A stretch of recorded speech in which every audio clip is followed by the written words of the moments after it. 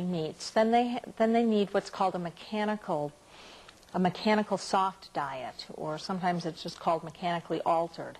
This is typically where the meats are ground up or chopped very finely, and other foods are chopped or cut up finely. Often you can think of when a child's first going from baby food to regular table food, how you prepare that food. That's frequently kind of the texture that we're looking for.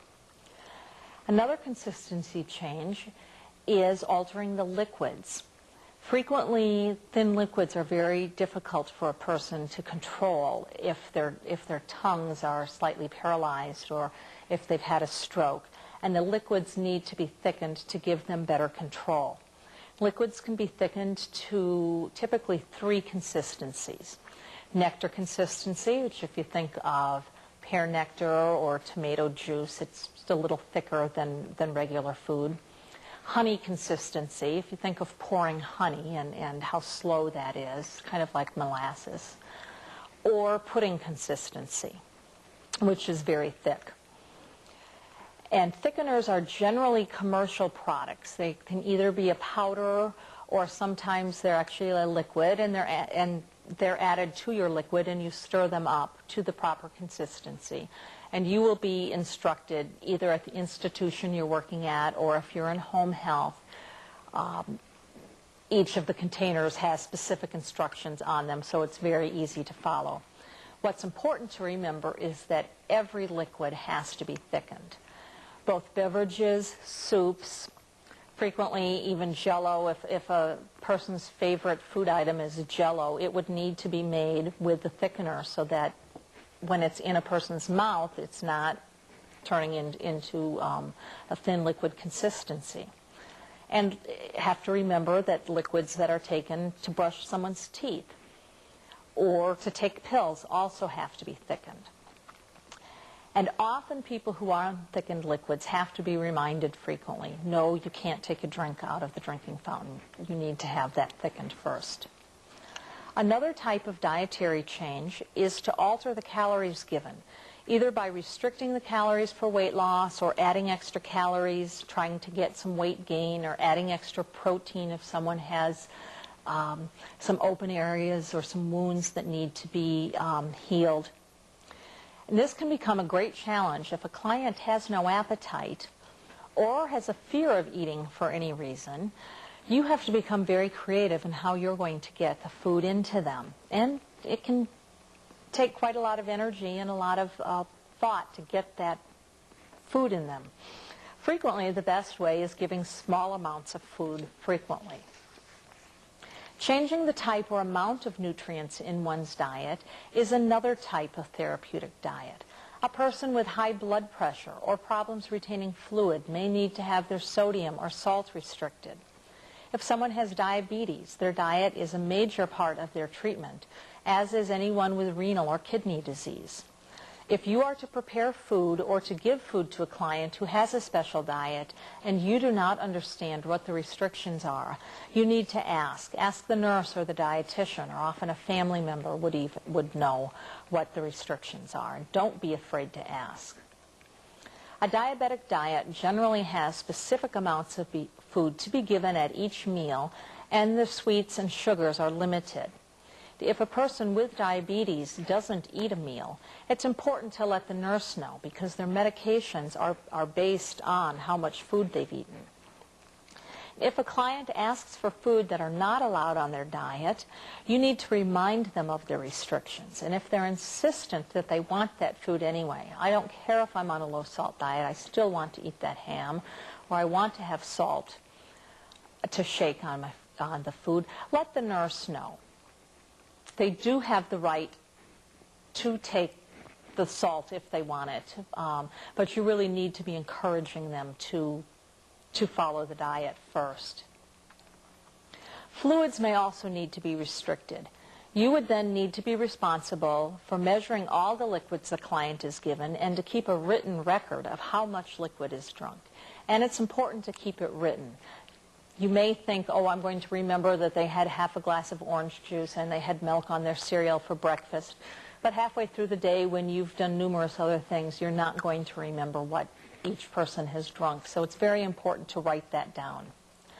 And again, you need to include liquids that aren't necessarily beverages, ice cream, jello, soup. Anything that's liquid at room temperature would be considered a fluid that you would need to be keeping track of for a fluid restriction. And again, with fluid restrictions, most of your clients will not want to be following them. And they'll say, oh, I'm thirsty, can I just have a little water? And if they're very insistent, you'd need to ask the nurse or the dietitian if it's okay to give them more. Food allergies can also affect a client's diet. You need to make sure that you're aware of any allergies and what happens to a person if they would get that particular food item. With known food allergies, it's very important to read labels. If someone's allergic to peanuts, you need to make sure that there are not any peanuts in a particular food item. If someone brings food to your client, say if they brought banana bread, best to ask, does that have nuts in it if they're allergic to nuts? When in doubt, the best thing is to avoid a food if you're not sure what's in it, if a resident has an allergy. And food allergy symptoms can vary from very mild, oh, I get a runny nose or I get a slight headache, to very severe, such as breathing problems or anaphylactic shock. There have been instances of people who actually die from getting a food they're not supposed to have. So it is very important to make sure both to know what the allergy is and what kind of symptoms they are. And you may also run across a client who's allergic. I'm allergic to shrimp, but I want to eat it anyway. Yes, I know I'll end up vomiting, but I want it. And that, again, you need to say, I cannot give it to you, and let the nurse handle it, or if you're in home health, let a family member handle that. Nutritional supplements are used when food alone is not enough to meet a client's nutritional needs. The supplements can be a commercially prepared product, such as a milkshake type beverage, or they can be an item that's homemade or prepared yourself. This type of item would typically have a recipe that you'd be following. So you may be adding powdered milk to mashed potatoes, or adding extra butter or cheese to something to give more protein and more calories. Or a very common product is something called super cereal, where you're adding powdered milk and extra sugar and sometimes condensed milk to hot cereal to give it more protein and more calories.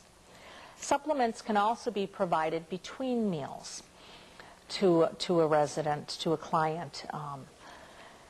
Sometimes they'll want to have it with the meal. It's generally better to give a supplement after the food's been eaten, because you want them to eat the food first.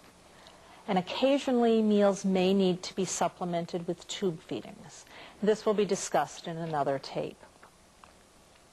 Patients also have certain rights that must be respected when it comes to nutrition and nutrition therapy. These rights include the right to be served food according to one's ethnic, cultural, or religious beliefs. This means that you need to ask a client if there are certain foods that they avoid or foods that they desire or expect. If you have someone that's from a foreign country, you might need to find out, well, what do you typically eat for breakfast? And prepare those items for them, or find out what foods go against their religious beliefs.